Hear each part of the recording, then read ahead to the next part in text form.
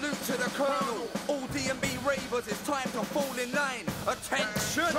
Confusion is back once again with the Colonel's boot camp taking place 10th of July at the factory, Gravesend, Kent. This is gonna be a sellout military operation, so don't miss out. Salute, salute, salute the Colonel. Boot camp is back to write it on your journal. Salute, salute, salute the Colonel. Boot camp is back to write it in your journal. Yeah boy, sounds of the DJs, magistrate, back to back with a caddy. MC's hectic, Manic versus Fire3 and Napa. Breakologist, we got the DJ Dice, the Formula, the Dubs, MC, Spooker and the Spin Out. Yeah boy, South London's finest, the Skeptic, back to back with a Frisky. MC's Liner, Rinse and Firefly. Ashford's finest, Chronic back to back with the Shanks. Myself the MC Creeper and a Maxi MC Rinse. Woo! Girls versus boys, DJ Lady Katie and Messi S, MC's Baggersides and Reborn. Yeah, we got the Beans and the Overdose, New Elements crew, don't miss this one out. You got the MC Fonty, Dapper and the Drama. Yeah. Tickets available from RI Records, Gravesend. £10 more on the door. This event's rolling through 9 PM until 3 AM. There's free parking all night long.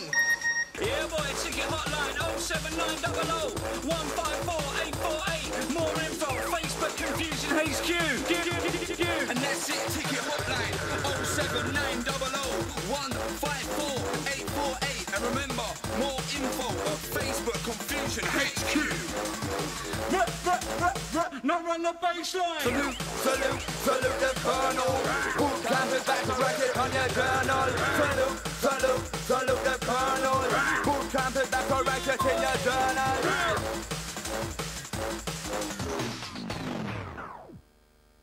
High grade free. Love and happiness.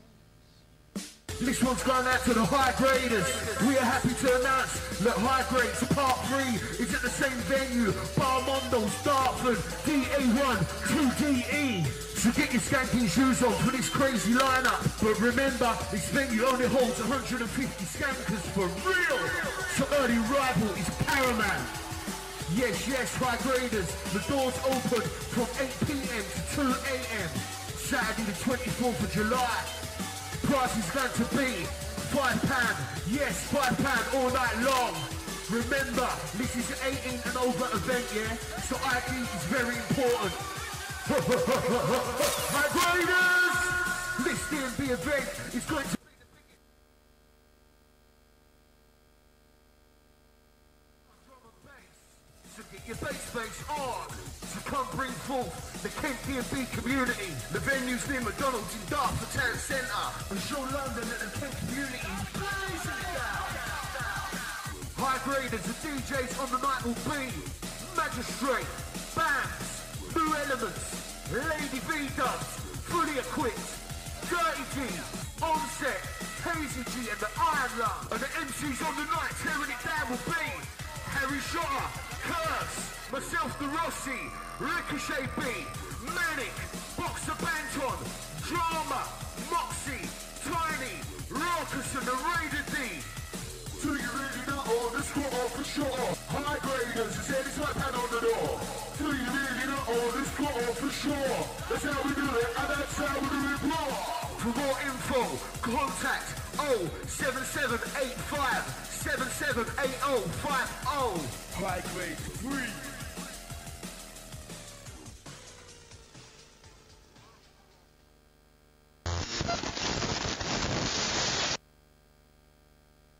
You are now in tune to the sound of DJ Fully Equipped and DJ HITMAN.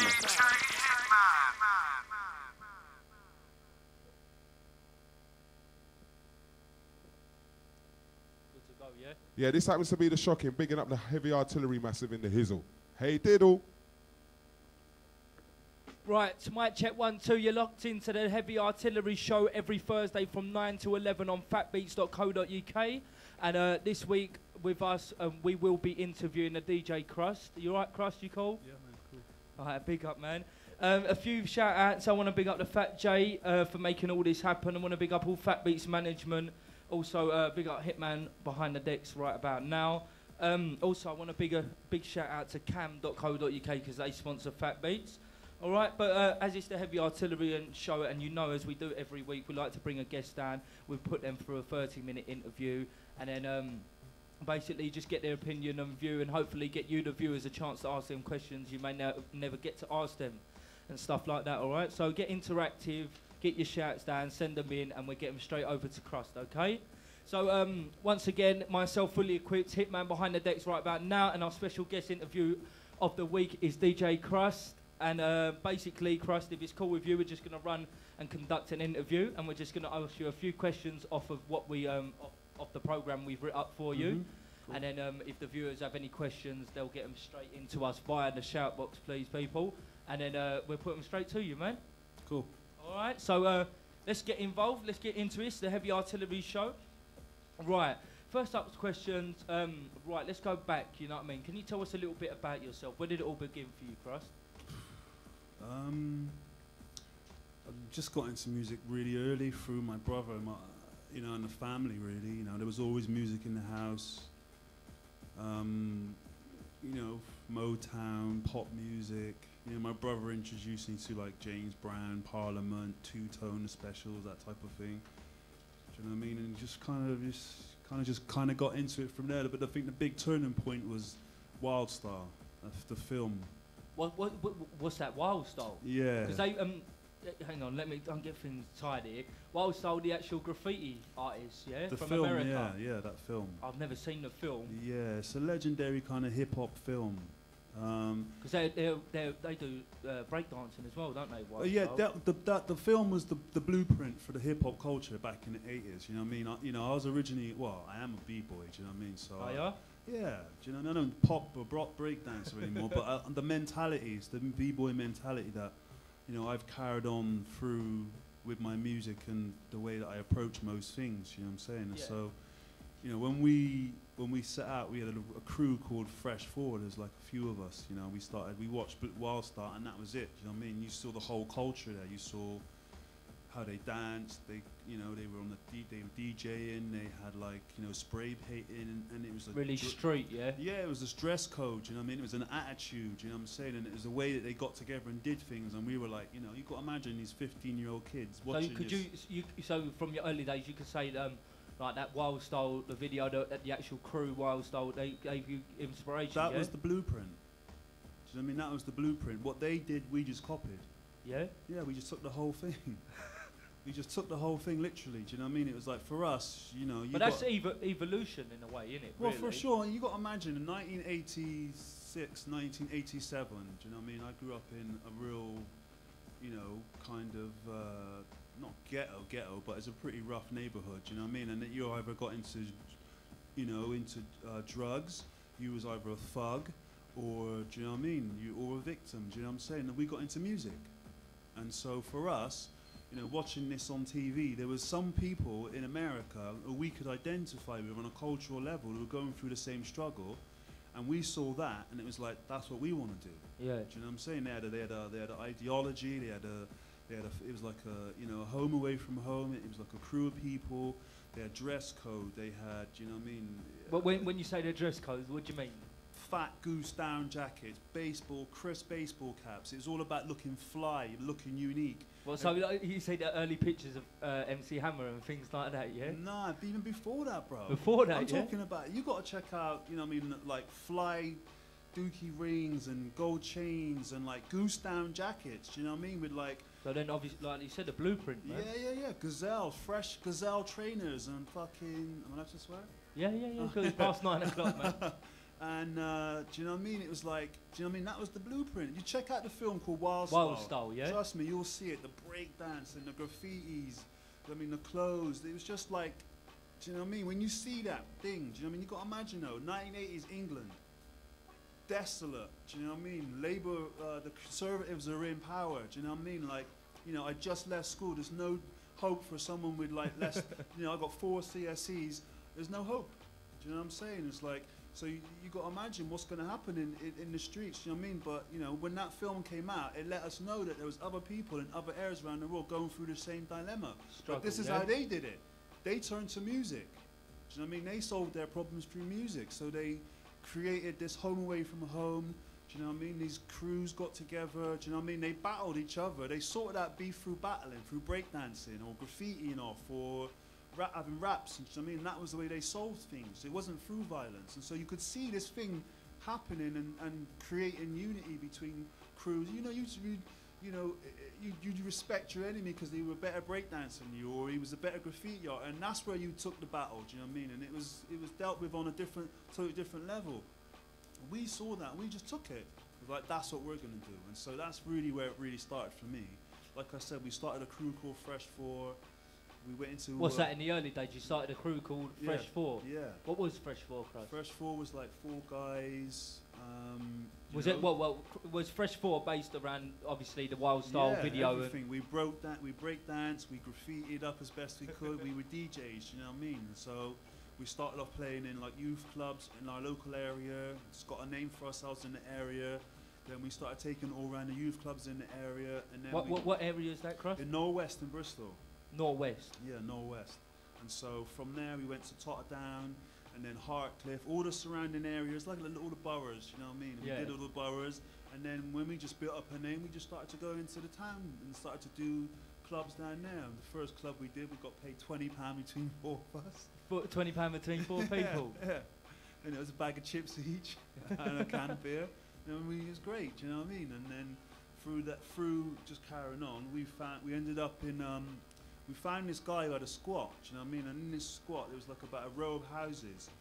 And then there was like a big garden and like a scout hut in the bottom. So, you know, this guy let us have a back room in his squat, and we just took our sound system in there and all our turntables, and we just used to stay there 24 hours a day. Just partying? Mixing, learning how to mix, and do you know what I mean? And just practicing all the time. And then there was a scout hut. We broke into the scout hut and like started to hold parties in there. Like we went in there, put tarpaulin over the roof, spray painted the walls up, you know, knocked a hole in the wall with a sledgehammer, do you know what I mean? And started holding monthly parties in there, do you know what I mean? It was all about DIY, do you know what I mean? It wasn't like now everyone talks about doing things and they Facebook it. It was like, you did it. You say you was going to put on a party, you'd find a warehouse. We found a generator. We found someone with speakers. We put a party on. We did that once a month. Do you know what I mean? And that's kind of how we built our name. Because where we came from, there was no one doing that on our side of the river. Yeah. So you got in Bristol, there's like you got the city centre, and you got everybody who lives on that side. We lived right on the other side of town, right out the way. So when we had to go to the parties, we had to walk 5 miles into town. You know, we're young, so we had to walk. You know, walking around. Yeah.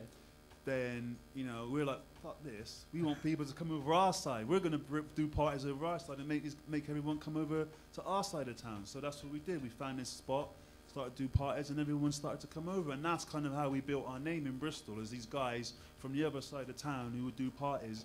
And, you know what I mean, everyone had their own thing. There was my brother was more of a scratcher and sub. He was more of a scratcher as well. I was more about long mixing and stuff. And then we had another DJ who was doing the same. And so that's kind of what it was about back in the days in Bristol. Do you know what I mean? You had like a crew, you started DJing, you did parties, you know what I mean? And then people kind of just developed through that. Through the Fresh 4 thing, we got to meet Smith and Mighty, who were like the pioneer record producers in Bristol. Who's that, sorry? Smith and Mighty. Smith Almighty. And Mighty. Oh, Smith and Mighty, two guys, yeah? Yeah, so they were like the real pioneers. What music was that then? You got it was kind of like, I don't know, man. If I could describe it now, it'd be like what dubstep is. Almost like that, but more break beats, big bass lines. Yeah? Yeah, they were really experimental. So they did they did this big tune, they did Walk On By, Anyone, do you know what I mean? They did a lot of those covers, but they did them like in their style. Smith and Mighty they had a big sound at the time, do you know what I mean? They had a sound system as well. And they were very well known. They were the ones who did the original Massive Attack tune and kind of set them on their way. You're joking? No. Smith and Mighty, yeah? Yeah, they were the ones who helped with the tune that Smith and Mighty, Massive Attack did. Is it called Anyone? I think it was Anyone. And they helped produce that. And then through that, my brother had an idea to make a tune. He got a girl to come in, this girl called Lizzie, and she sung about Wishing on a Star. and they even put it over a funky drummer, really slowed down. That was that whole vibe at that time. You got in the 80s, that slowed down dub, kind of hip hoppy, kind of, you know, the early trip hop sound which come out of Bristol. These guys kind of like. They was the ones that they was the pioneers they of that sound. They kind of pioneered it, yeah. So it was like dark, moody, you know, smoke-filled. That's vibe. really cool because obviously, as like I'm quite young and stuff like that, and a lot of youngsters, we kind of know the London scene and all that, but to hear like our Bristol, it's really good. You know what I mean? For you to come in and explain how the sounds in Bristol first started coming through. You know what I mean? Because we are the capital, but it's like obviously we had our thing going on, and obviously people were crossing minds elsewhere, and like you had your sounds going on. Yeah, at that time there, the Manchester scene was kicking off. You had like, you know, like in London certainly there was Soul to Soul, and then you had like up north you had like LFO was kicking off. A few other people as well. So there was this sound system thing that was going off through these big heavy bass lines, breaks, a slowed down thing. It was just kind of getting into somewhere, do you know what I mean? And then, like I said, my brother had this idea to do Wishing on a Star.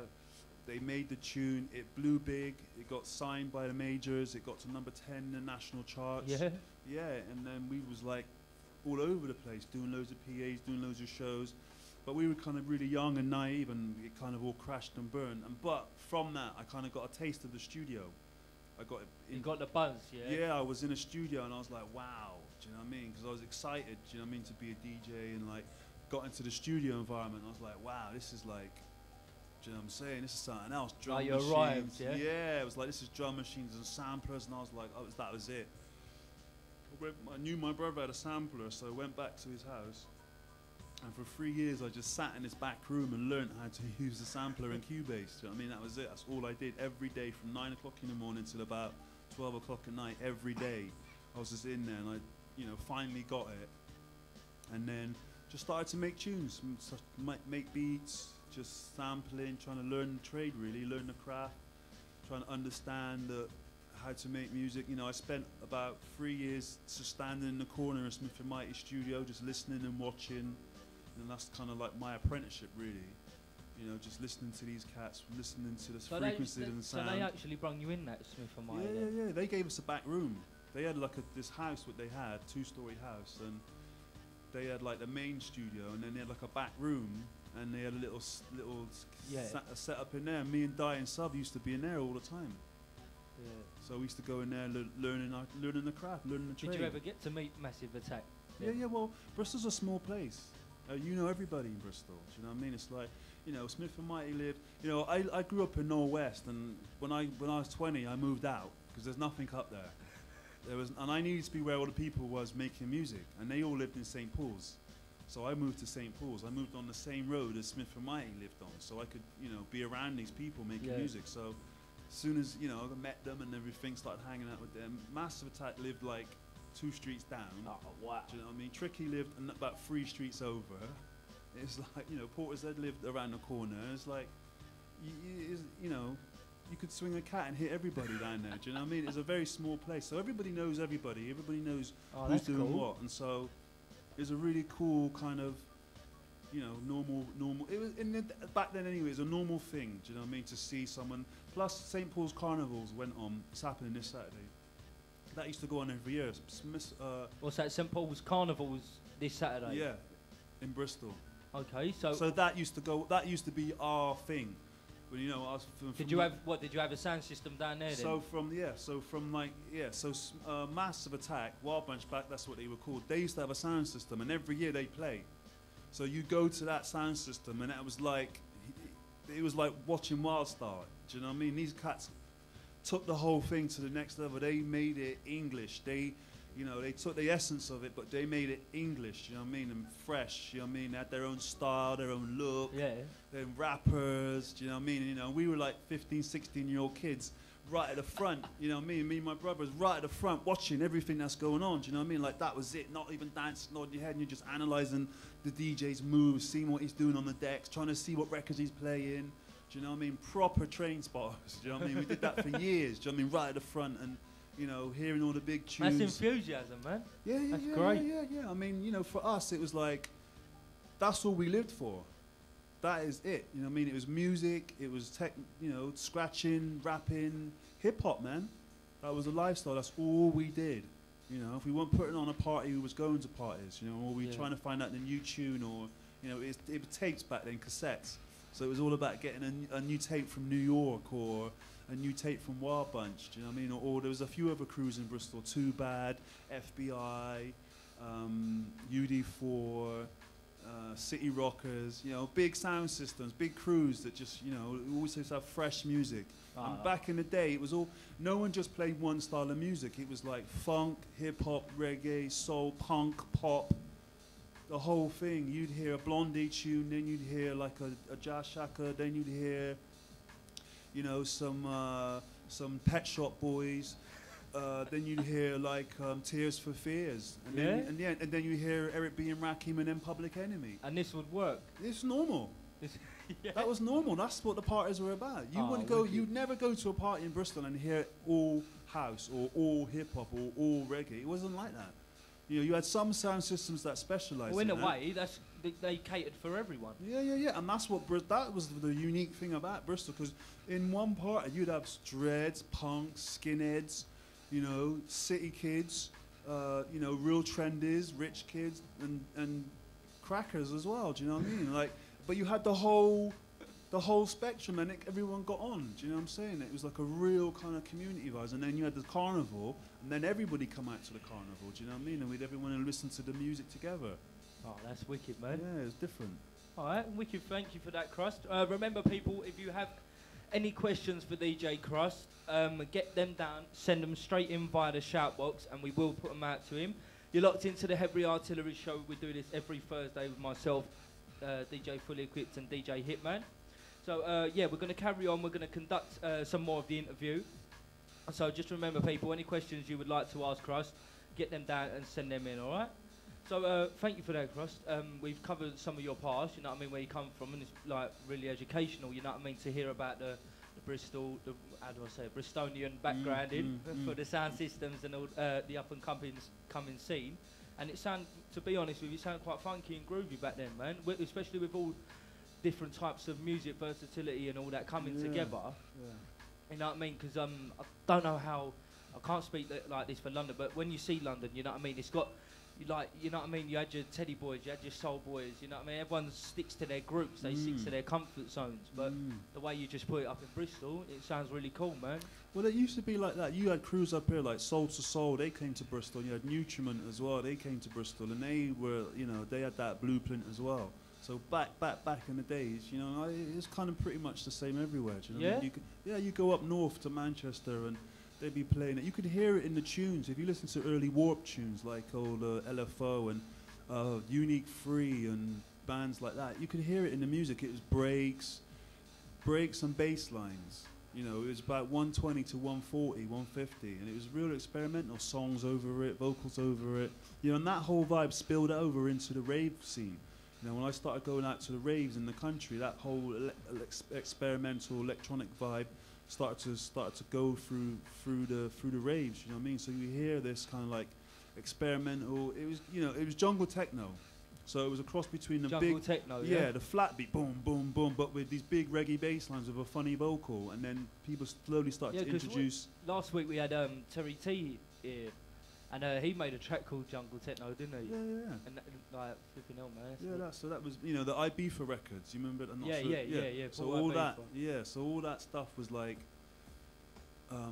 sort of experimental. Shut Up and Dance. Those cats, you know, all that stuff was experimental, and that was what was going on back then. Do you know what I mean? So, you know, that's the kind of vibe that I was getting into, kind of breaks, flat beats, bass lines, you know what I mean? We found ourselves kind of like in this thing, going out on the weekends, listening to what was going on, coming back to the studio after the rave and experimenting, using breaks. Our thing about breaks came from the hip hop thing. You know, because of the hip hop thing, cutting up 2 records, we had this massive record collection. Do you know what I mean? And so when we started to make jungle or experimenting with it, we knew where all the breaks were on the records. So we'd get back in the studio and start chopping up the breaks and putting them into the sampler and start making all these tunes with all these beats and samples and whatnot. And it's hard to say what's going on, but it was this mutation happening. It was coming from hip hop into this rave thing, do you know what I mean? And then it just kind of mutated into jungle techno, and then after a few more years, you know what I mean, it kind of mutated into early jungle. And is that, well, okay, so, right, so your part in, as you said, you locked yourself away in a room and you just with a sampling machine and Cubase, right?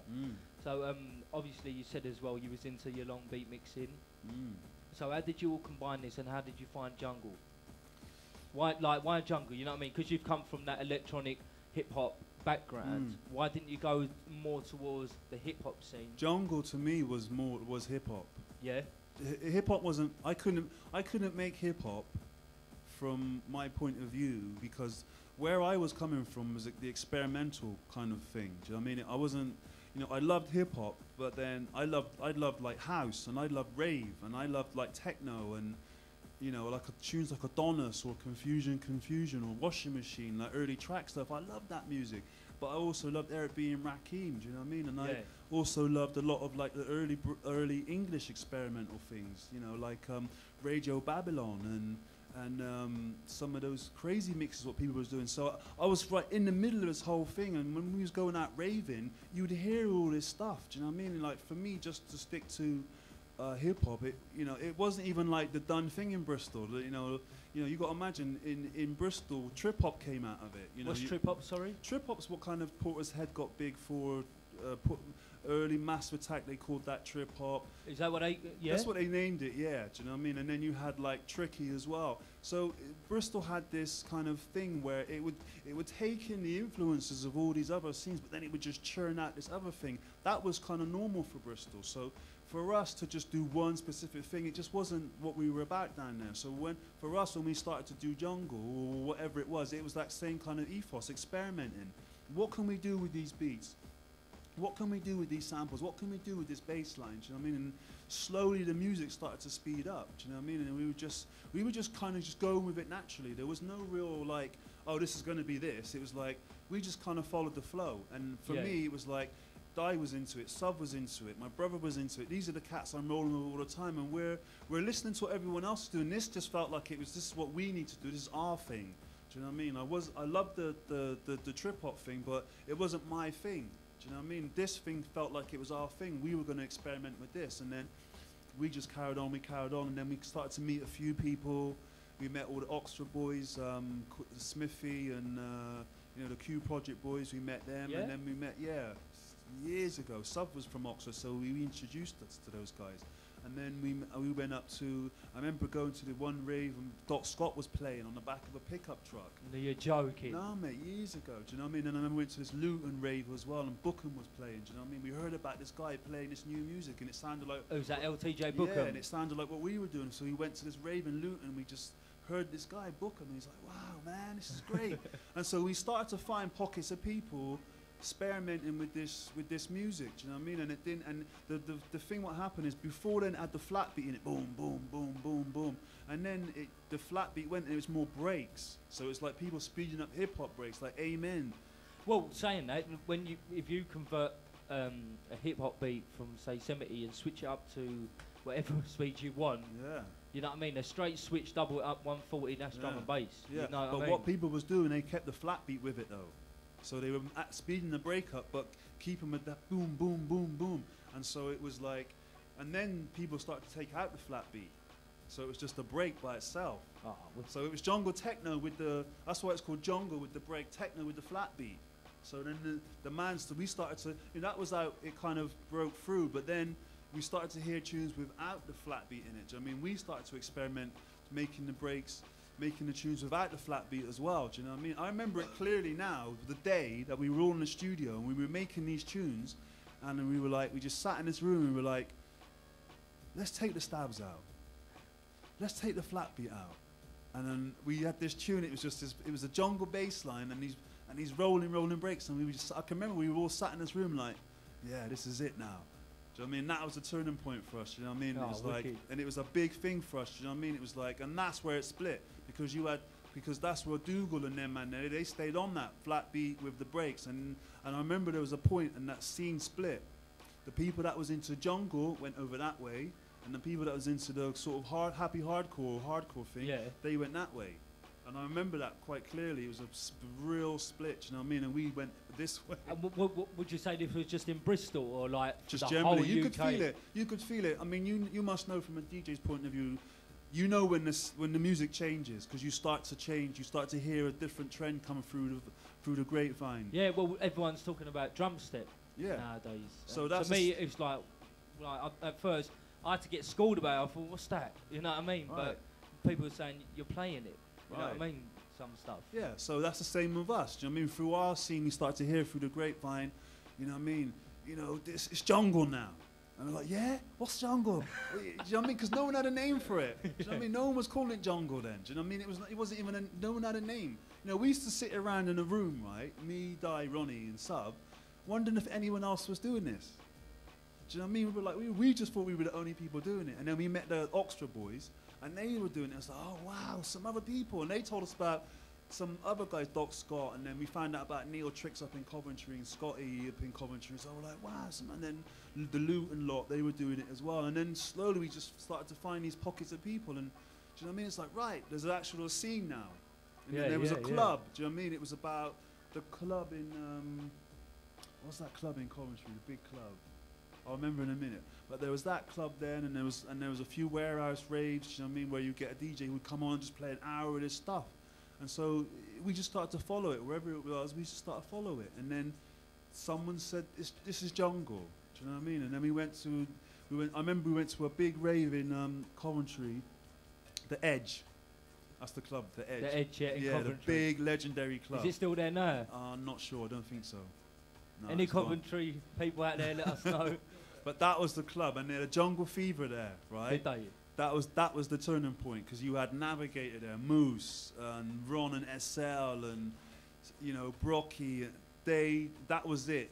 That was the official thing. Jungle had arrived. You know what I mean? It was a big rave, packed out, the whole Moschino colours in full effect.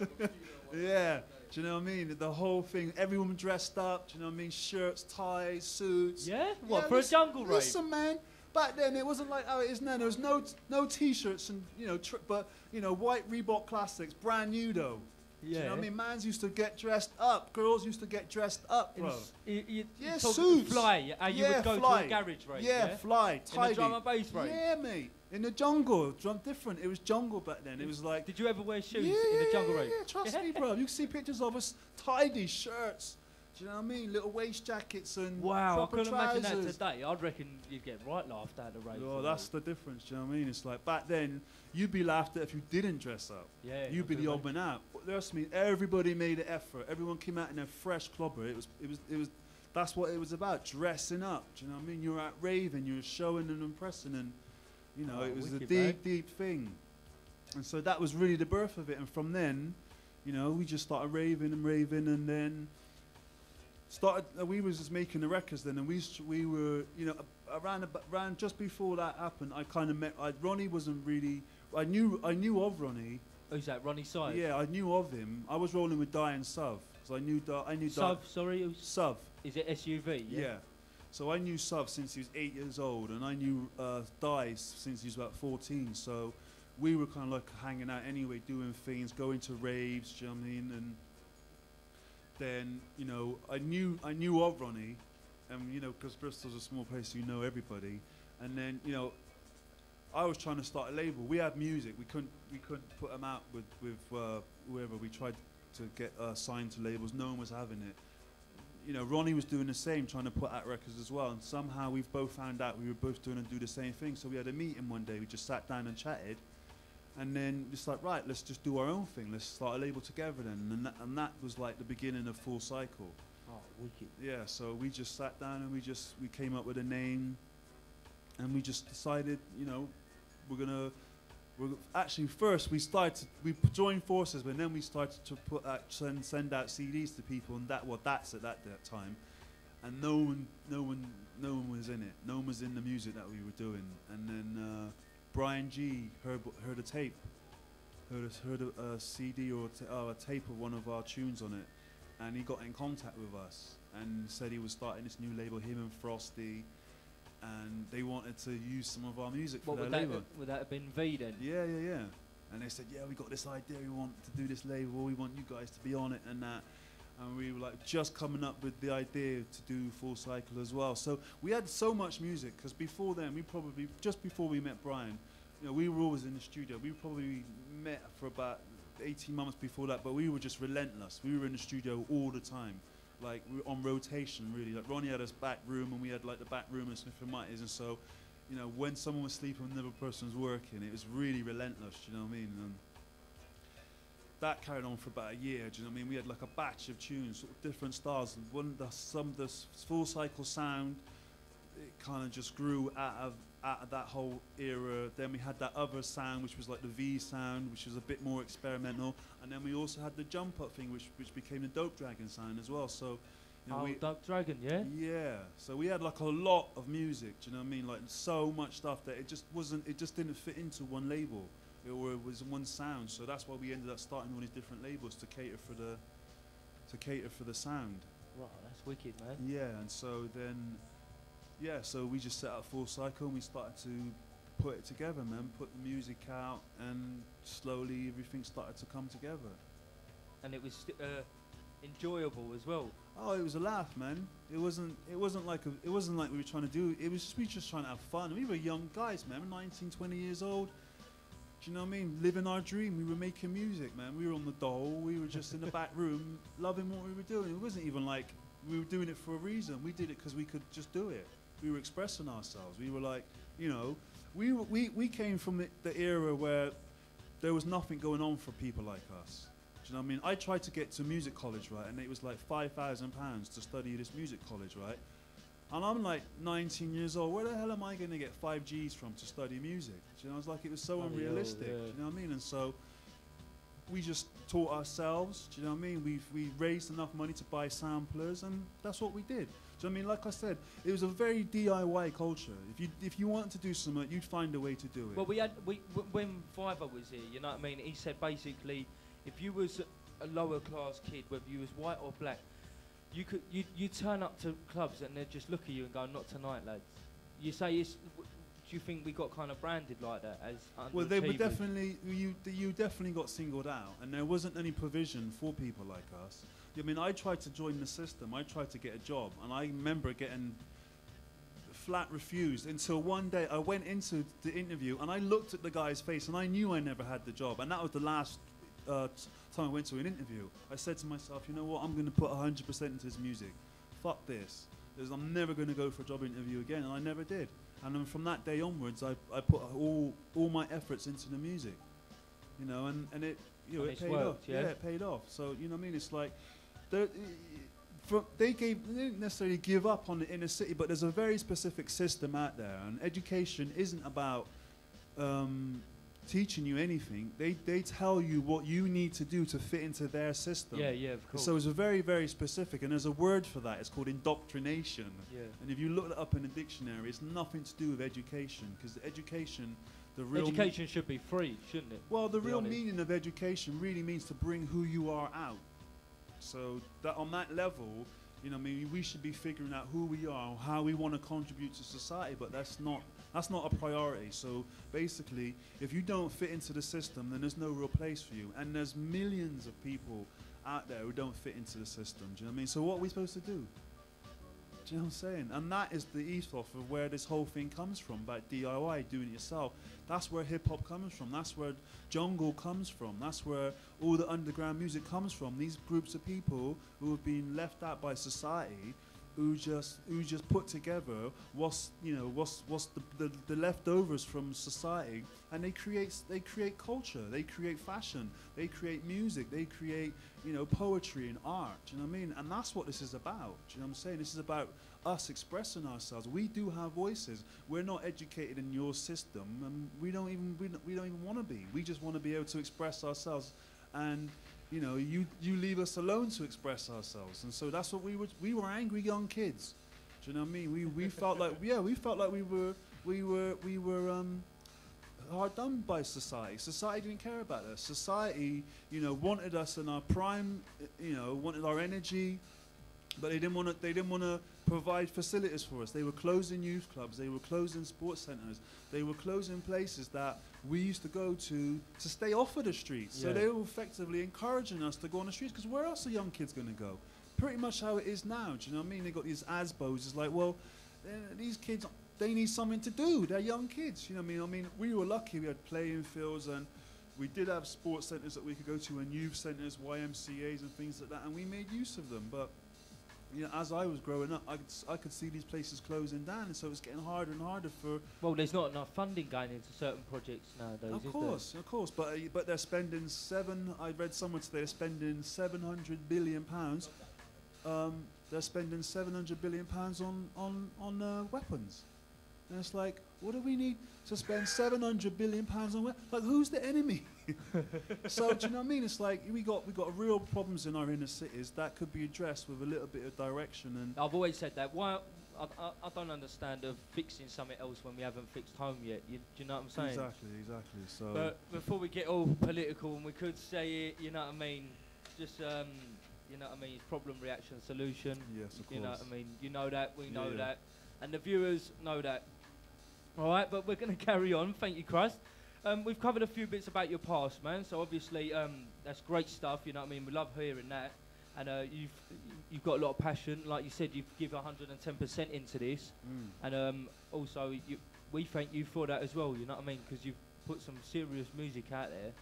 And you know what I mean? I love playing some serious music. That's why I wanted to become a DJ. You know what I mean? Right. So, right, can you tell us? Let's talk about what you've got going on in the industry at the moment. What's going on for you?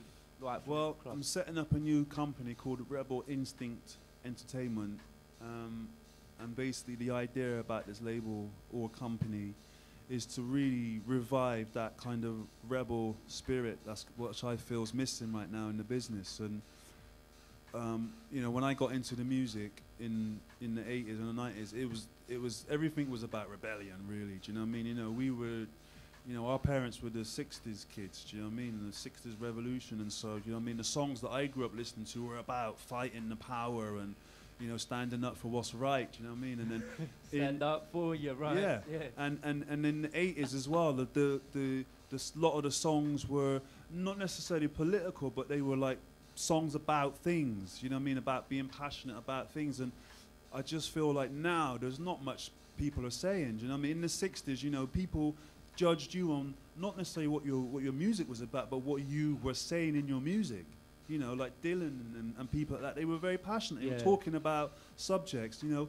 Back in the day, it was your duty, if you were a musician, to represent your community. It was about you telling your community and the people around you what was going on in the world, because you were able to travel and see the world, and your people that you grew up around couldn't do that. So that was your job. You went around and you experienced the world, and you came back and you wrote songs about them. You told, like The Clash, they would talk about what was going on in Vietnam and in Chile and stuff. And that's how a lot of people got informed about the world. We don't have any of any of that more.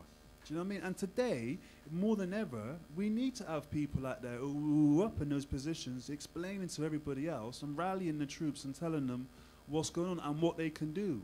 And so for me, setting up because the music's got that, isn't they? They've got like music can it's freedom of speech as well, especially with the MCs and the lyricists and stuff like that. Of course. So if you want the truth put out there, you put the truth through your music. Yeah, exactly. Do you know what I mean? You know, I'm the type of person who leads by example, so I'm not really vocal on getting out there and talking, telling people what to do. So I'm setting up this company, which is based on those principles. What's the company called? Rebel Instinct. Rebel Instinct. Yeah. So it's literally, I'm telling you, you know, where's your rebel instincts? Do you know what I'm saying? It's literally, and you know, I'm trying to arouse that spirit again. You know, so I'm looking for, you know, people who are interested in all types of mediums. Where we've got artists, painters. We got in the company you set it up in Rebel. Yeah. So we're going to be doing an art exhibition later on this year. We've got like 4 or 5 artists. One's a painter from Italy.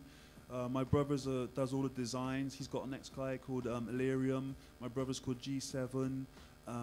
We got a filmmaker, Matt Strong, we've been working with for the last sort of 7 or 8 years. He's been making all these short little promo videos for us that we use on tour. Did all the rules stuff. We got bands as well. There's projects I'm working on called The Rules. It's like a punk jungle band. It's very kind of like in your face. Yeah, it's kind of in your face, political type of thing. And we got artists called George Kurtz, who's like an experimental half-tempo thing. I'm on there. I've got some new stuff, new experimental music. And so basically, it's an entertainment company which I'm looking to develop on a few different levels. You know. So when you say entertainment company, and as you was just speaking about artists and people like that, it's from all different aspects and of the performing arts and also artistic nature and area. Yeah, I mean, if I say I'm creating a record label, to me that limits what I'm going to do. And I do like making music, but I like the culture. And so for me, it's about building a company that can encompass all those ideas. So it's film, it's music, it's art, it's creativity, it's even education. So when's this going to be up and running? Well, we're working on it now. If people go to my Facebook and there's a link on there, you Shelter, they can join the mailing list and start interacting. Furthermore, there's once you sign up, there's a free mix that I've done on there that people can have. And so there's a competition we're doing on there as well to do a Warhead mashup. That the best one wins something. You're joking. No, mate. You can download the original Warhead and then send in your mashup. Do you know what I mean? And then I'll judge who the best one is, and they can. All right, so hang on a minute. Let's get that out there properly. Yeah. If you go on to Krust's Facebook page, which is Krust Thompson, right? And if you'd just like to explain what you're actually doing on there again, please, Krust. So there's a competition which is helping like launch the whole Rebel Instinct stuff. So you can download Warhead original. The original Warhead. The original Warhead, and then you can do a mashup. And we've had a few already in. Some guy did like the Supremes, and like don't. Oh, you're joking. No, mate, it's really good as well. What, over Warhead? Over Warhead. Whoever did that, it was really good. And we've had one with a 2-pack as well over Warhead. Is there any chance to get copies of these? Yeah, I mean, what we'll do, we'll let them out when we've got them all in, because we've had like started like last week, and already it's been downloaded like 300 times. So oh my God, that's going to be fantastic. Yeah, and so the idea really is to start just encouraging. You see, my thing is people. Yeah, like, I see what you're saying. It gives people enthusiasm and think outside the box. Yeah. See, my thing is I've started this company called ILS, Intuitive Learning Systems, and it's a company that encourages creativity and thinking out of the box, next level perspectives. And so I did workshops last year. I worked with Kerry, a lady MC from the DJ. They'll be here next week. Yeah, so I've been working with her. She let me do a couple of workshops with her pupils and that. And so I developed this thing where it helps people map out what they want to do or how they want to get from A to B. And so we work on, it's based on creativity and the power of the mind, you know what I'm saying, and new neuroscience. Well, they say we only use 10% of our power, don't they? Yeah, exactly. So basically, I've studied consciousness, spirituality, business practices, modeling, NLP, and I've combined this thing and created this course that people can come on, and it helps them develop themselves. And so from that's the basis of what this whole thing is about, taking all these ideas to the next level. So from my point of view, based on that, it wasn't enough for me just to start another label. I need to start some kind of... Scott, what you're saying, you've been through the labels now, so let's take it to another level. Yeah, and that's the whole emphasis, the whole ideology. But then that's creative thinking from yourself. Yeah, but that's what I'm saying. That's the whole ideology of where we come from. So it's like from the same way we started a jungle label, we came from hip-hop. And we combined all those other elements and created jungle. And I'm doing it again. I'm combining all the elements and creating a creative culture that people from all walks can come into, contribute, and do something next level. And so I'm carrying on the same ethos of being experimental, being creative, and doing something original. And that is how jungle was born. And so I'm creating that same platform for people to come in and do something equally as creative. That's fantastic. Thank you, Krust. We're just going to go to a couple messages now. I've got a big up Candyman from the Heavy Artillery Camp. He's saying, I'm up for that. I think he's referring to the Warhead mashup. We'll get him onto that. This one's coming from Robert Durs. He said, I would like to ask Krust what his plans for 2011 because I haven't heard him play out much. Do you want to answer that, Krust? Yeah, well, it's Well, like you just said, you got a lot of things in the we've pipeline. got a lot of things in the pipeline, and it's unfortunate that the scene is, like we were speaking about earlier, is connected to how many tracks that you got out. So that's kind of like that's how people are getting booked. But I'm a type of DJ or producer that I'm more into quality than quantity. And if I'm not really making music from the heart, I don't make music. I don't just try and bombard the scene with loads of copycat music. And if anyone knows what I'm about, I make original tunes. Every tune I make is a one-off. I don't use the same. Classics, Yeah, right? I don't use the same sounds I was saying twice. that to you earlier. You know what I mean? You could walk into a dance, any dance. I'm just taking 26 bass for instance. You drop that, everyone's gonna jump. Yeah. You know what I mean? Malice. You drop that, everyone's gonna dance. Yeah. You know what I mean? It's Yeah. just like they're classic tunes. Yeah. Like, So that's kind of where I'm coming from, and at the moment I've been busy making this new band project, working on that. So that's really taken the best part of 3 years, really, to conceptualize a project, work on it in a sense that I wanted to make it really unique, but also take it in a new direction of trying to appeal to a larger audience, find the right people to work with as well, and then develop this idea. And I think we're there now. So we're gonna, in about another 3 or 4 weeks, people are going to be able to listen to some of that new music.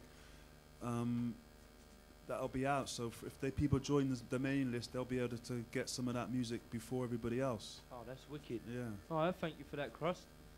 Just want a quick big up to Papa G saying, yes, big fully equipped. Big up DJ Krust for his involvement to drum and bass. I remember Fresh for their first single, Wishing on a Star, on 10 Records. Yeah, That's from Papa G from Grays. Just want another shout out to Hem.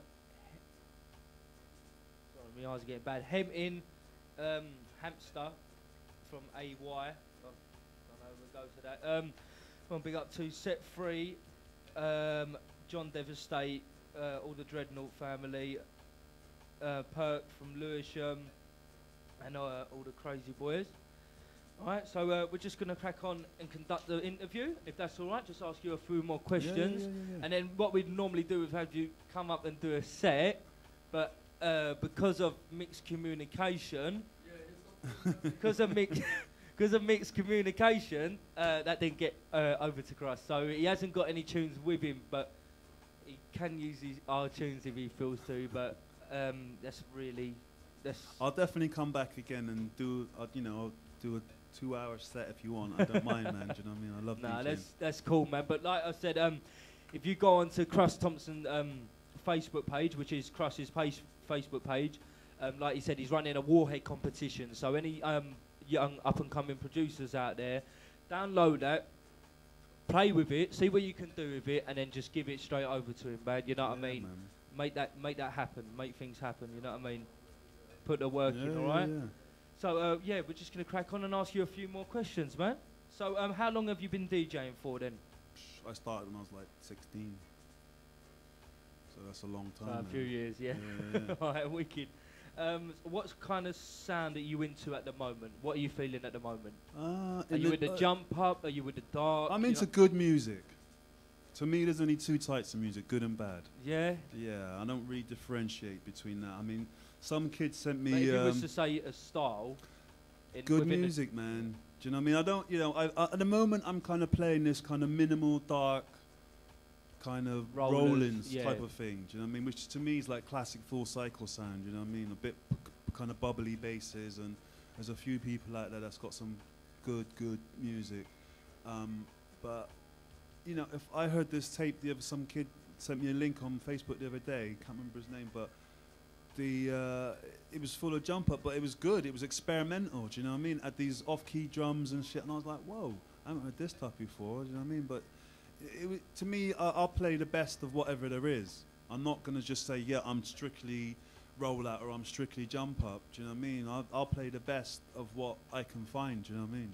Yeah, that's cool, man. Yeah. All right, so thank you for that. So, but sorry, let me finish. But also, I'm listening to a lot of like pop music, rock music, classical, house, techno, anything really good, well produced. Do you know what I mean? Anything that's out there, anybody who's experimenting You know, anybody's doing something. You know, I like, for instance, this new project, How to Kill an Angel or something by Trent Reznor, which is like some electronic craziness, and it's really, really different.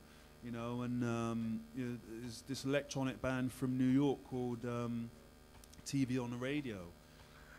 Different stuff, man. It's like, for me right now, I'm trying to listen to what the wider world of music is about. You know what I'm saying? It's like I want what my new company to represent a wider vision. So I want to be involved in the wider vision of music, and I want to encourage people who want to be involved in this to listen to a lot of other things and to be exposed to a lot of other the culture as a whole. Do you know what I'm saying? And I think you know, jungle drum and bass, where it's gone now, it's contracted a little bit in, and it's kind of, it needs to go out again. Do you know what I mean? It needs to just have a little bit more, its tentacles and a little bit more of a field. Do you know what I mean? Just to bring that little bit more culture back into it, because you know, it's just kind of just focusing. Do you know what I mean? A bit too much just on the music. Yeah, where, I hear you there, do you know mate. what I mean? Where, you know, this is a culture. Do you know what I mean? And the culture has music, it has fashion, it has an idea, and it's got a political view. Do you know what I mean? And we need. Would you say what is going to more business type now then? No, I just say that it's just become about the weekend too much. Do you know what I mean? Where everyone's just focused on making tunes for the weekend, and there's not a big enough vision. More Because that people. was like the whole idea of like you got your internet record shops, right? When I speak to like my uncles and stuff like that, you know what I mean, using black markets for instance, like they used to get a load of pills and stuff like that and just turn up, you know what I mean, at the Right. bloody record shop, Right. at black markets in London, you know what I mean, and they'd said there'd be stairs outside, like people on the stairs going Right. outside the front door, and it used to be like you'd go down there, you'd buy a record, but you'd Yeah. actually be talking and Yeah, yeah, communicating yeah. to people. Yeah. I mean, you know, we have to sort of grasp about what's really going on. Do you know what I mean? The culture and the way that we communicate is changing, and it is very, very. It's hard to deal with. I mean, I love vinyl, and I love the fact that we used to communicate in the record shops, but it's changed. You know what I mean? And so we kind of got to figure out how to evolve with it and work out how we're going to communicate and have the same kind of focal meeting point wherever it is, whether it's online or whether it's in the shops or whatever it is. We're still trying to work that out. That's just something that is part of progress. Do you know what I mean? It's like, you know, we have to accept that now we all make music with Logic or Pro Tools or Cubase, whereas before we all were using like Ataris, Akai's and yeah. Rolands and Yamahas, and so we've progressed on that level. Now we're progressing on another, and it's just a weird transition period that we're going in, where no one quite knows what's going on, and we're all kind of just making good music. There's a lot of, you know, there's more great music now than there ever has been. Do you know what I mean? On all levels, on all fronts. You know what I mean? It's just the ship hasn't really got a direction at the moment, which is probably a good thing, because anything can happen. Yeah. I hear that, man. Yeah. That's really cool. Thank you for that, Krust. Right, so we covered a bit about your past. Obviously, you got Rebel, which is the new company from you that's coming up, which is open to everyone and anyone, whether you've got an idea, you know what I mean, just Yeah. get involved. Yeah. And that sounds really good. And I'm going to hit you up afterwards, because I've got a good few ideas, man. Good. You know what I mean? Right, you could be best to answer this. Where is the best place you have played? They've all been good, man. They're always good. It's like, depends, you know what I mean? What would you say was the most memorable? Puerto Rico in the tunnel. Yeah? Puerto Rico. Yeah. That's the one that comes to mind. That was amazing. Was it, what you talking jungle? Yeah. Yeah? This was like the height it represent, you know what I mean? We all went out there. We did, we were on tour in America. We did an American tour represent, and then it finished off playing this rave in the tunnel in Puerto Rico. Oh, what? Yeah, that was amazing. You know, it's like you go through the tunnel and like, it was just crazy. Yeah. I can't even explain. It's just crazy. Puerto Rico, yeah? Yeah, Puerto Rico was a legendary gig. But you know what? They're all legendary gigs. You know, like the first time we did the American tour, you know, that was amazing. You know, the first time we did a British tour, that was amazing. And then the first time me, Ronnie, and Dynamite did a European tour in the back of a Peugeot, was it Clio? Yeah? Yeah. So it's three of us plus all of our records. Renault Clio, yeah. So there's 3 big man, plus a driver, plus record boxes and luggage in the back of that car, driving around Europe. Oh, that's so wicked. yeah, that was great though. Do you know what I mean? And then, you know, first time we went to Japan, first time we went to New York. You know, they're all in their own way. For me, going to New York for the first time, coming from that whole hip hop thing, it was like that was like my thing. I had to go. I had to go to Brooklyn. Do you know what I mean? You know, go across the Brooklyn Bridge and did you get to do all that? Yeah. It's like to see for myself what it was all about. Do you know what I mean? This is a place that I've been like in love with for like 10 years, and finally I'm actually being able to go there and soak up the culture and everything. Was it good? Yeah. It was an eye-opener. Definitely an eye-opening experience. It's like, okay. But yeah, it was great. It was great. All right, wicked. Thank you for that, Krust. Right, so I know you've probably had a lot of MCs be on your sets and stuff like that. What would you say is your most favourable MC? Dynamite, man. Yeah? I'll give it to Dynamite. He is when he knows how to rock a party, don't he? Yeah, I mean, you know, we've just grown together. Do you know what I mean? We spent, you know, 7 years on the road together. Do you know what I mean? It's like I remember the night when we first played. It was me and Ronnie. We were playing in this club in Stroud or something, and then this young kiddie comes on the mic and just tore it up. Yeah. Yeah, and we were like, what the hell? Two weeks later, he's part of our crew. Oh, that's wicked, man. Yeah. All right, so thank you for coming in, Krust. It's been wicked. Round of applause, Hitman. Right, we're going to ask you to sign the Heavy Artillery T-shirt now. Yeah, no problem, man. And while I'll just get that, one last question, and what message would you give to the youth of today? Never give up. Always be persistent. Don't take no for an answer. You know, there's always a way to do something. You know, it's about DIY. Figure out, you know, what you and your crews can do. You know, and you and your friends can do. You know, and anything's possible. Do you know what I mean? I'm a kid from a council estate. Do you know what I mean? It's like, you know, statistically, I shouldn't even have made it. I've even got out of the area. No, that's... But you know, no, statistic. Where I grew up, there's very few people that got out of the area. So for, you know, I'm just using it as an example for people who think that where they're from is a hindrance. It's not. It's an advantage. Do you know what I mean? Because you know something that most people don't. You actually got skills that most people don't have. Do you know what I mean? If you just turn that and you apply it in another way, it's actually an advantage. And I learned that very early on. Do you know what I'm saying? Like, I learned that I had a point of view that a lot of people who were supposed to know certain things didn't have. They didn't have the street smarts. They couldn't spot an opportunity when it was right in front of them. They didn't know about actually being a go-getter, doing things DIY. They didn't understand about, do you know what I mean, not waiting for an opportunity but going there and grabbing it. Do you know what I mean? And we lived by that. Do you know what I mean? And it proved to be something. You know, nowadays, you know, one of the reasons why I started this company called ILS is because I meet so many people on my way, and they ask me how you do it. It's like, well, you know, you just do it. And I said, well, what do you mean? I said, well, I don't know. I just do it. And so I had to sit down and really think about how we did what we did, you know. And being part of a crew, a home from home, is really vital. Do you know what I mean? Having a core group of people that support you. And do you know what I mean? We lived together. Me, Di, Ronnie, and so we lived together for about 4 years. Like, totally. We were like in each other's houses all the time. It was our world. It was full cycle world. Nobody else mattered. We didn't care about anything else. It was all about making this music, living this lifestyle, and that made us strong. Do you know what I mean? We believed in each other. We encouraged each other. There was no stupid ideas. It was, if you had an idea, we'd all work together to make it happen. And that's important when you're very young and you're idealistic. You need to have a group of people around you who support that vision, because what's an idea? Do you know what I mean? It's not a solid thing. It's not a tangible thing. It's someone just coming up with this thing. They just pull it out of the air. You've got to remember, DJs, anybody who's creative is very emotional.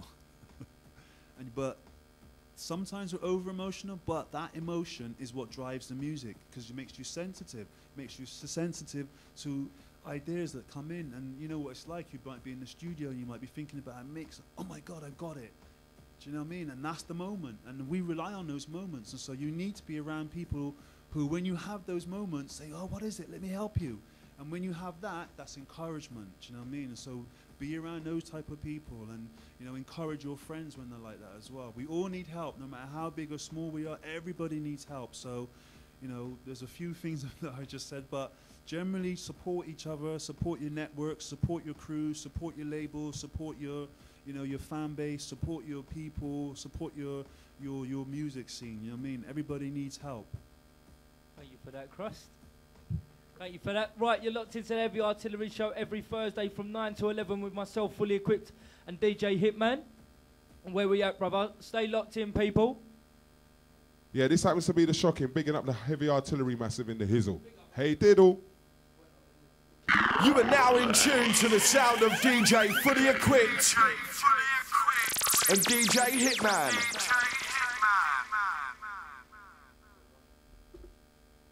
I first dropped acid when I was 18. I was over at these people's house one night. This guy I went to school with was over there and asked me if I wanted to try some acid. I had read about it in the newspapers and heard a few friends talk about it, so I was curious. I was pretty jacked up on marijuana, so I decided to try it, and I dropped it. Somebody started screaming. I didn't know what was happening, so I looked up at my friend Terry and said, "Did you hear that? Didn't you hear someone scream?" The hallucinogens are drugs whose primary effects are on the mind.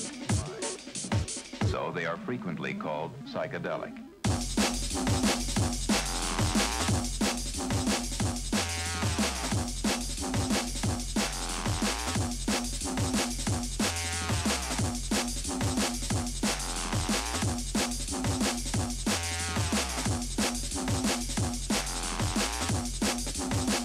Psychedelic.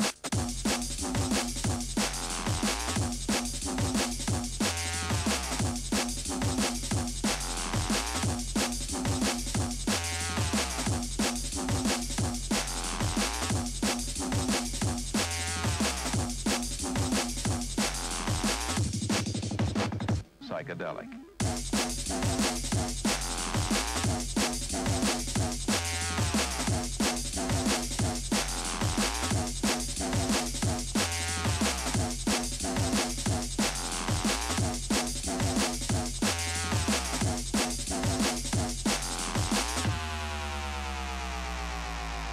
Dropped acid when I was 18.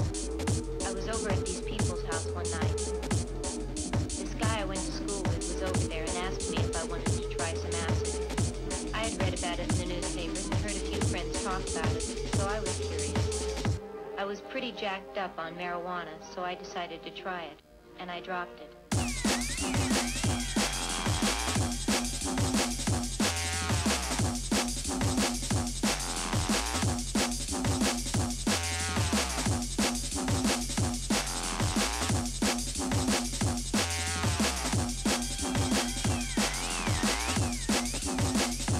Dropped it.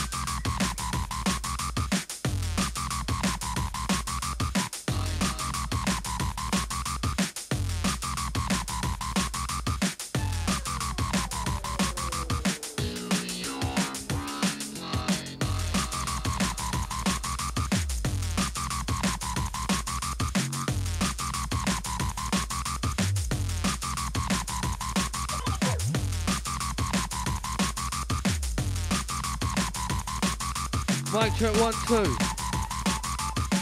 You're locked into the Heavy Artillery Show. Special guest this evening, we got the DJ Krust.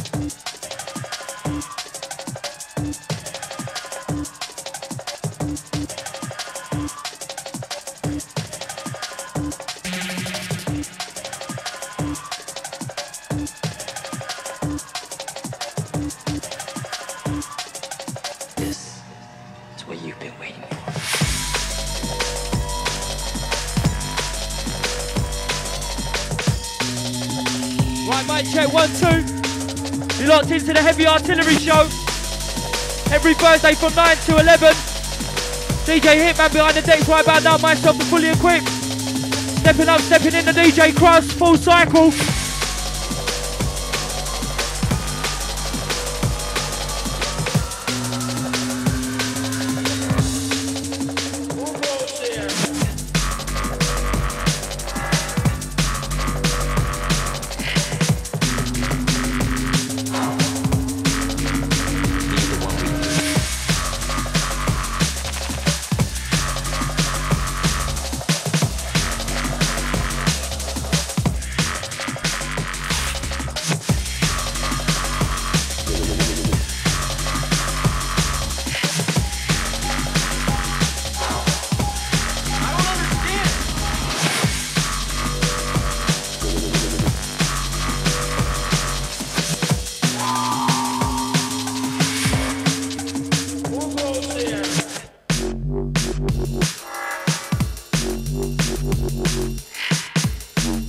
Right,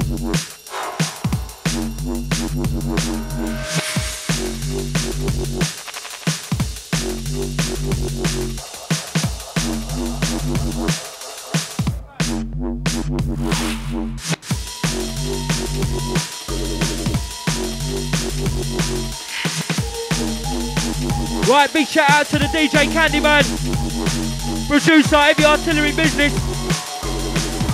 I'll let you know, brother, after the show. I'll take the Papa G, I'll take all the go-getters, big up Cursed Junglist. Stepping up in the mix, DJ Krust, intro.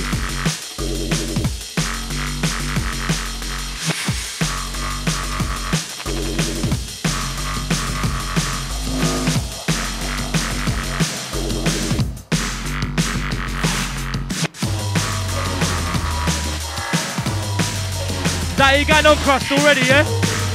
Nasty.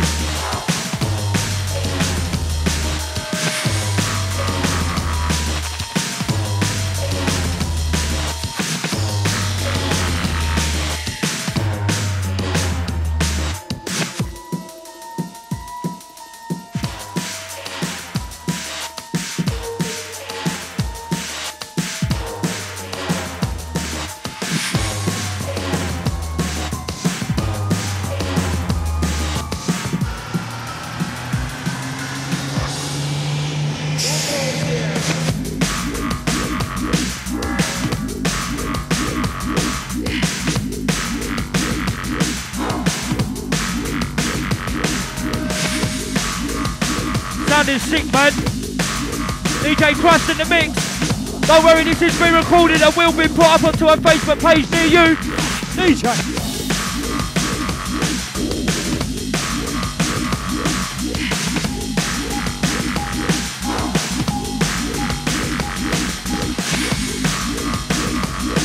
Outside the cautious, Jungle Don.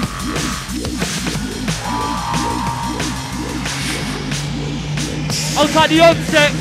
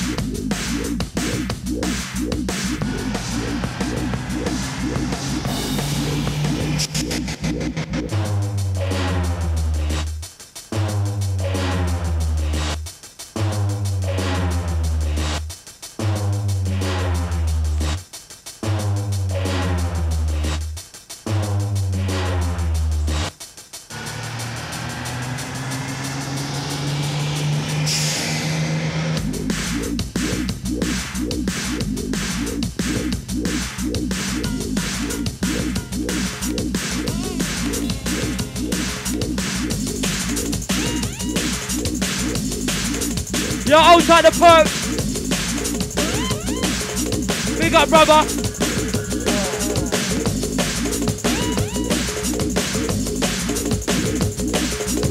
Outside the MC Drakes. Outside the Uncontrollable Massive. Outside everyone who went innovation in the sun.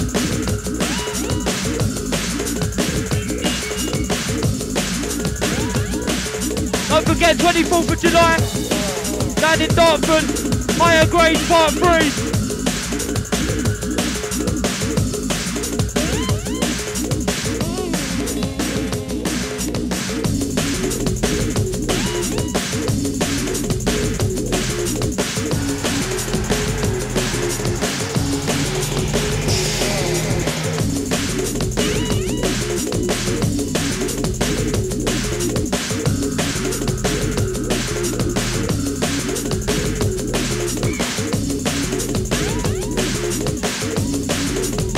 up the MC Lockeye. Outside the Shadow Demon crew, big up Sly, Shady Paxo, all the higher stakes.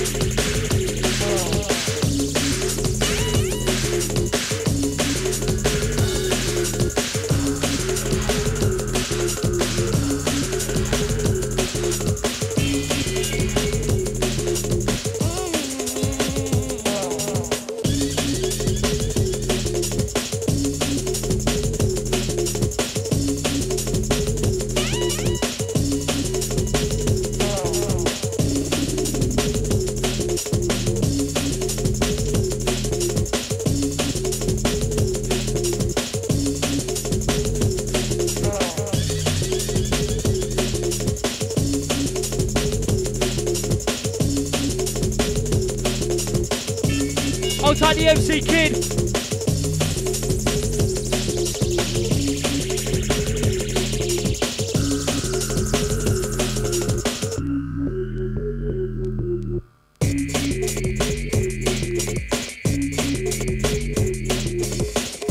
Outside the Robert Nurse, all the Cardiff gang locked in. Big up to you. Getting hot in there, isn't it, Hitman? Sounds of the D.J Krust.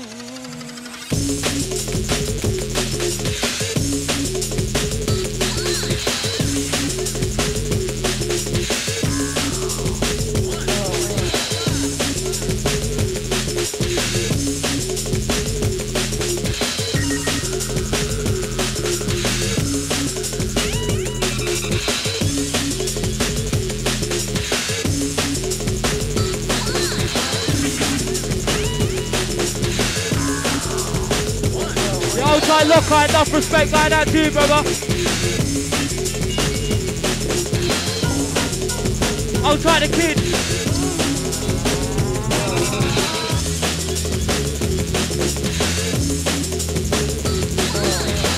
One cross, the gun on nasty.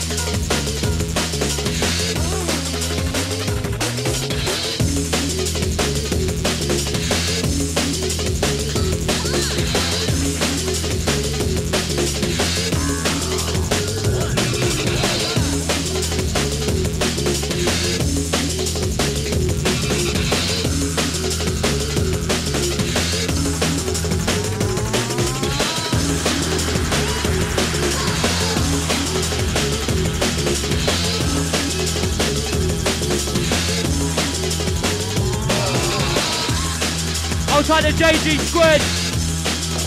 Outside everyone reaching Skunk Tech Saturday. For more info on that one, hit me up on Facebook.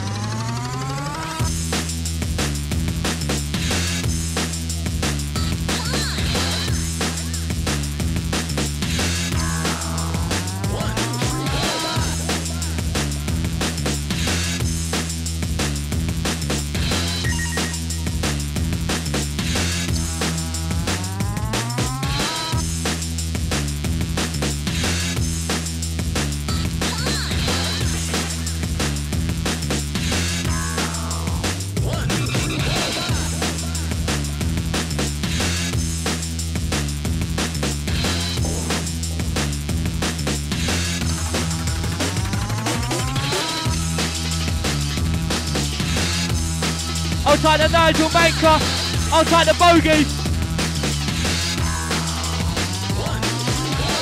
Outside the High Wycombe, Milton Keynes Gate.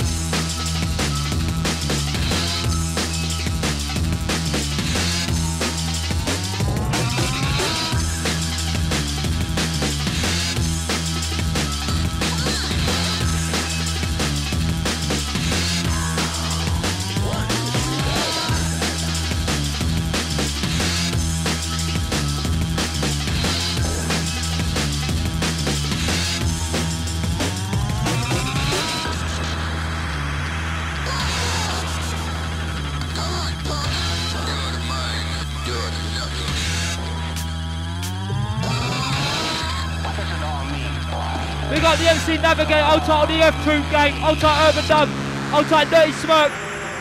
Make sure you look at the Bar Knuckles video, it's mental.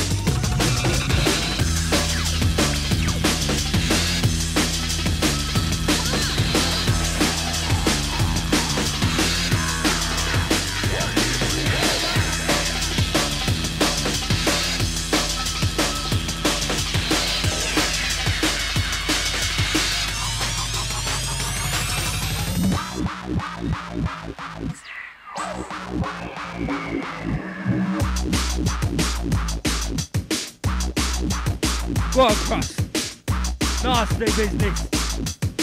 Outside the DJ HITMAN. Gonna do a little back-to-back session. Getting hot in the studio, man.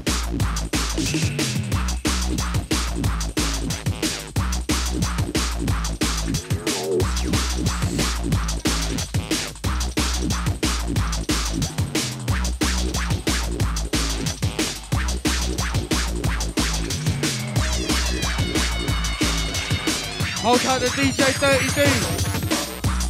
Hold tight the JG Squared. Special guest in the studio. DJ Krust. Heavy artillery. Fully equipped on the deck.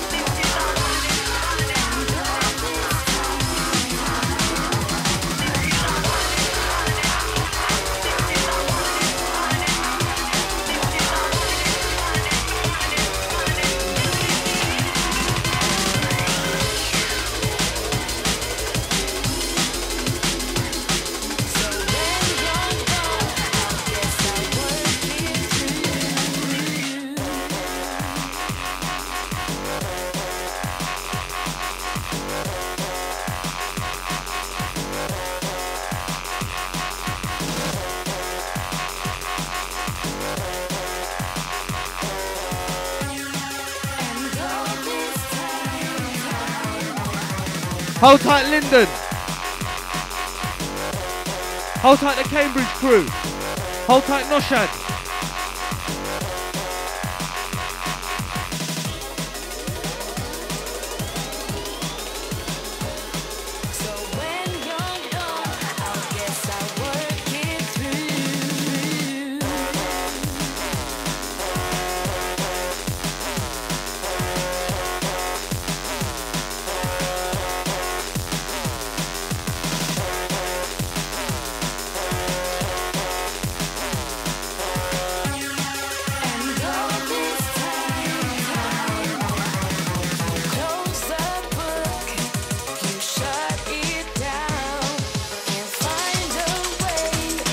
Mic check, 1, 2.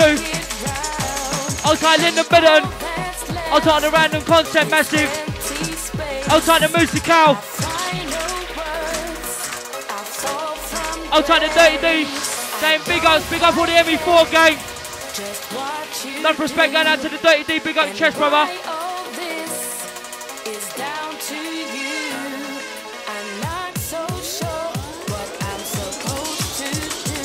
Outside the DJ Sly, outside Shelly, outside Paxo locked in. Big up to the higher stakes massive. Go on, Krust.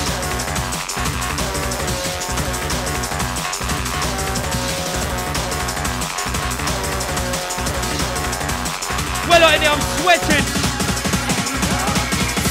DJ.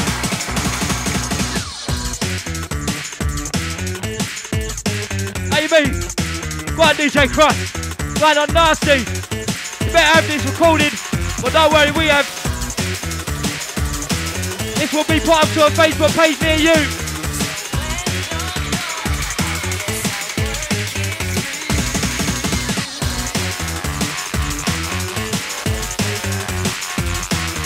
Hold tight to step 3.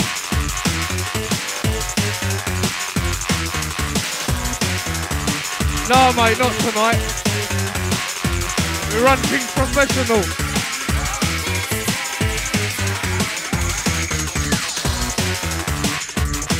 Hold tight the MC Shady.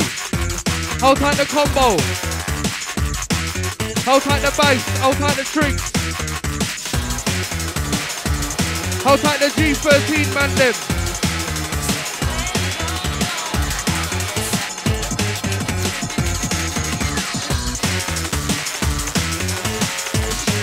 Hold tight reflex.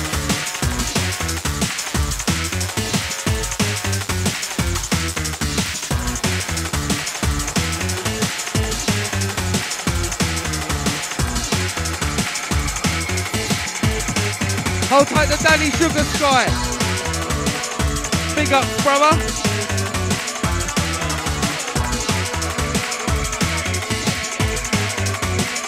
My mistake. Hold tight, Danny. Hold tight his baby girl Sky. Hold tight the people reaching Baseman's birthday bash. July the 10th. Custom Factory Birmingham. Don't forget, if you're a producer, whether you're known or up and coming, if you go to Krust's page on Facebook, which is Krust Thompson, you can download the original of Warhead. And there's a competition where if you send in back your own matchup version of Warhead, boy, it can open a door for you. So get on to that.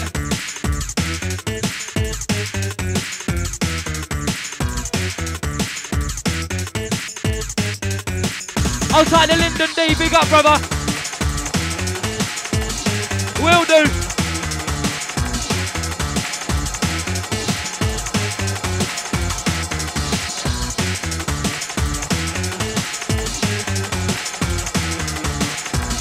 Outside the Bristol gang, outside MRK, outside Sweet Pea.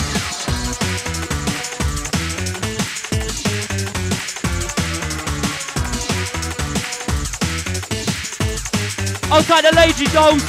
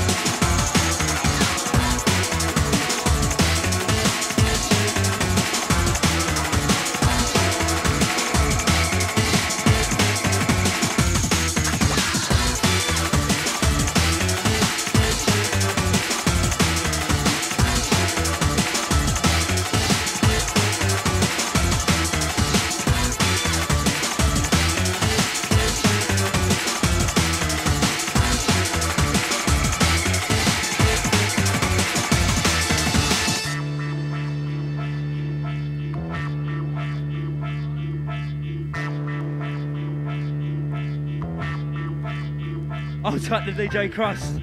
We got the Rescue Records. Stepping up back to back, DJ HITMAN. How are you, Krust? You enjoying the show? All good, man, yeah? You want to say anything? Couple big ups? Yeah, big up all the Bristol crew listening in, all the New London crew, all the rebels out there who are disobeying and causing trouble, you know what I mean, within the law. I'm supporting that. Big up all the pioneers out there, all the originals from day dot. You see, bigging up everybody who loves good music, everybody who's contributing to the scene in a positive way. And don't forget the competition on my Facebook. Everybody contribute, everybody get involved. You know what I mean? This is a new day. There's some new stuff going on out there. You know what I'm saying? It's up to us to change everything. So thank everybody for checking in, listening, all the questions. Great, thank you. Thank you, Krust. Did you ever want to be an MC? Never. Oh, big up, man.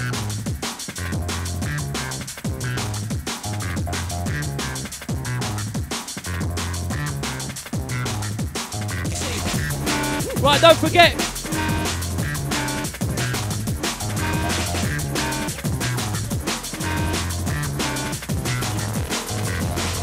Right, don't forget, big up the MC Sweet Pea.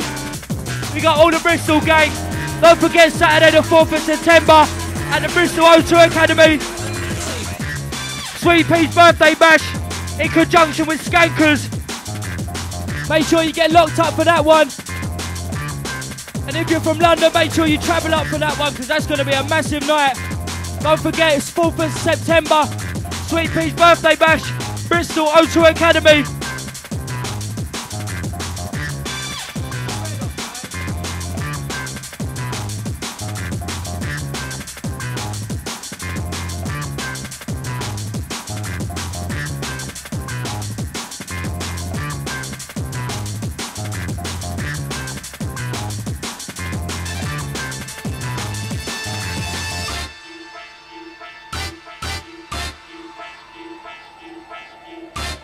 You see,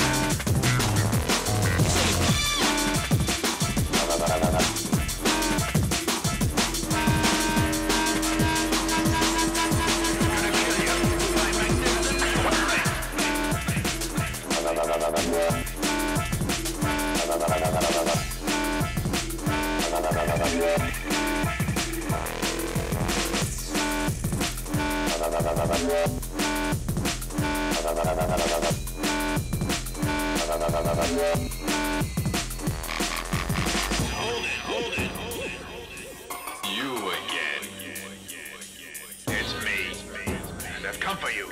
I've already killed a few of your friends, and you're gonna be next. Lunch. are you? Are you kidding me or something?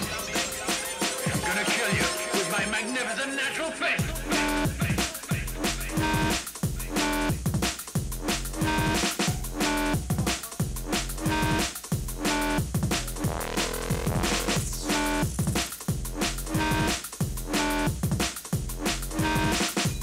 Hope you're enjoying the show, people.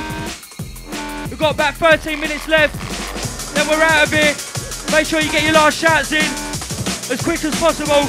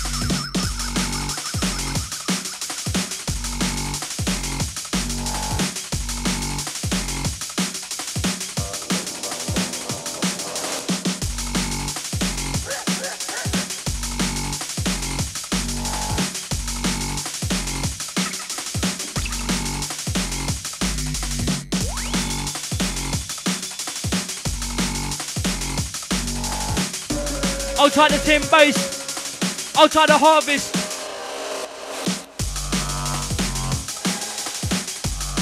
We got the Sammy.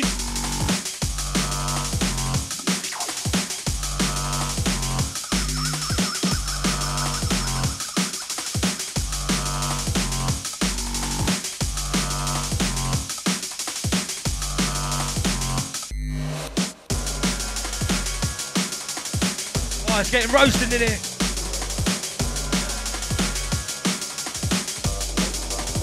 We got the summertime. Got sweating in the studio. Now we do it. I'll try to set free, I'll let you know, mate. Let me get home first at least. Once again, big up the Sweet Pea. Don't forget September the 4th. MCP's birthday bash.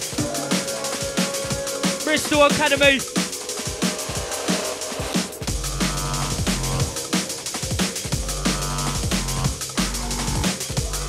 I'll try the Jekyll.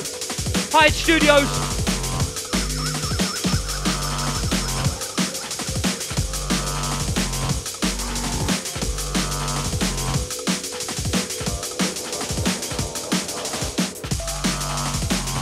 Big up the Dizzy Taylor, see ya. Nice one, brother.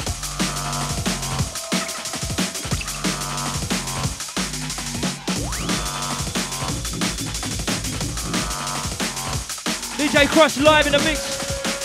I'll try the Candyman.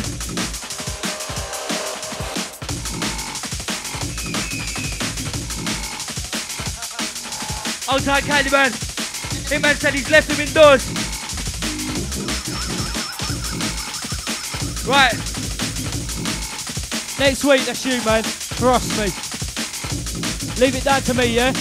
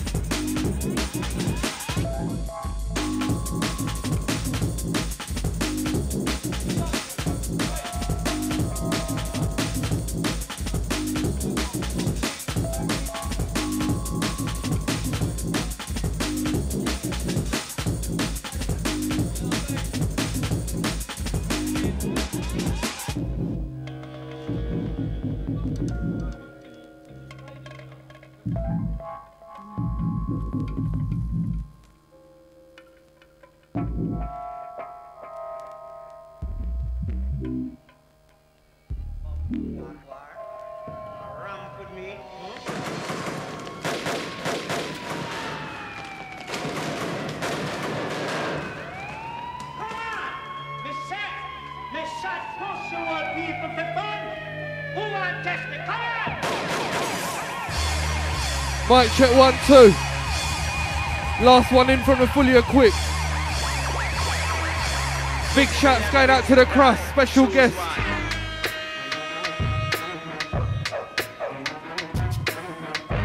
Heavy Artillery Show. Remix session.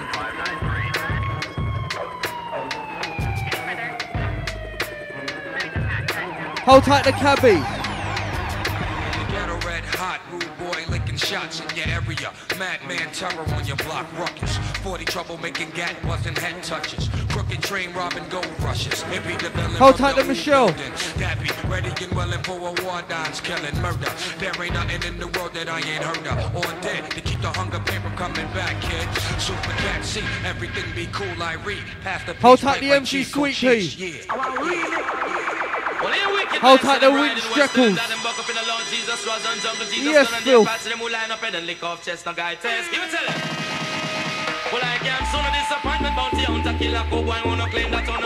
Hold tight all the people reaching MC Sweet Pea's birthday bash. Skankers. Down in Bristol.